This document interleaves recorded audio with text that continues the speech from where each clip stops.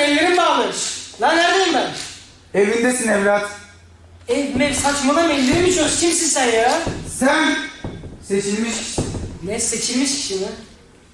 Eğer o yerdeki çöpe atmasaydın dünya böyle olacaktı. Gerçek mi? Gerçek. İyi de benim çöpe atmamla bunun ne alakası var ki? Dünya nüfusunun %92'si yüksek derecede kirli hava soluyor. Hava kirliliğine bağlı nedenler yüzünden her yıl 6 milyon insanın ölümüne sebep oluyor.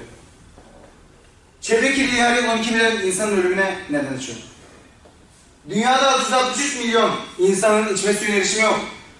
18 milyar insan kirli su kaynaklarını kullanıyor. Ya iyi tamam da bunun ne alakası var ki? Aptal olma! Sen doğu adamsın.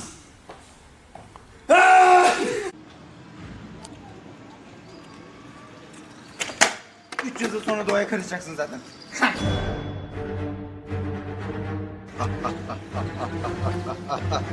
Kardeşim onu niye yere atıyorsun? Onu niye çöpe atmıyorsun? Senin yanında çöp yok mu? Yok güzel. Ayrıca kimsin sen? Yıkma beni. Düşme kardeşim.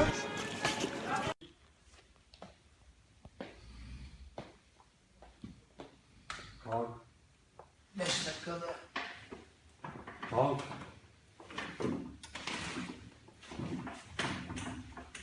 Oo başım. Böbreğimi çaldınız lan. İlerle.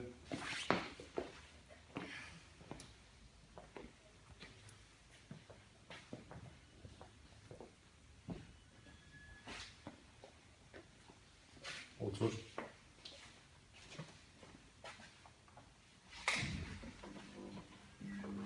Oo.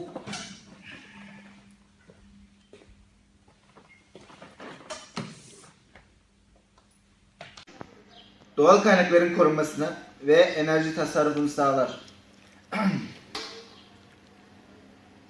Geri dönüşüm, atık miktarını azaltarak çöp depolama işlemlerini kolaylaştırır. Hava ve çevrenin kirlenmesini önler. Yararlı atıkların boşa gitmesini önler. Ekonomiye katkı sağlar. Kutu kola çöplerini geri dönüşüm kutusundan atar. Bu yazıyı kim yazdı abicim, okumuyor.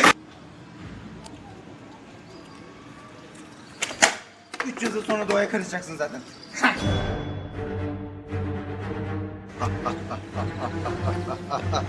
Kardeşim onu niye yere atıyorsun? Onu niye çöpe atmıyorsun? Senin yanında çöp yok mu? Yok güzel.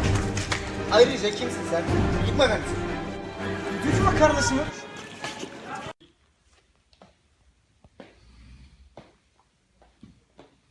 Kalk. 5 dakikada. Kalk.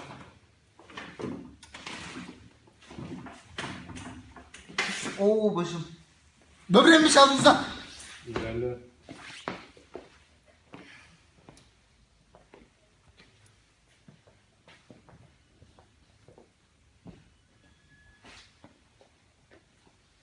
Otur.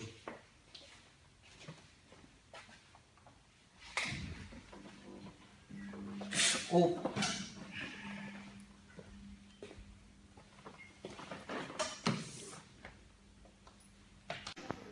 Doğal kaynakların korunmasını ve enerji tasarrufunu sağlar. Geri dönüşüm, atık miktarını azaltarak çöp depolama işlemlerini kolaylaştırır. Hava ve çevrenin kirlenmesini önler. Yararlı atıkların boşa gitmesini önler. Ekonomiye katkı sağlar. Kutu kola çöplerini geri dönüşüm kutusundan atar. Bu yazıyı kim yazdı abicim, okumuyor.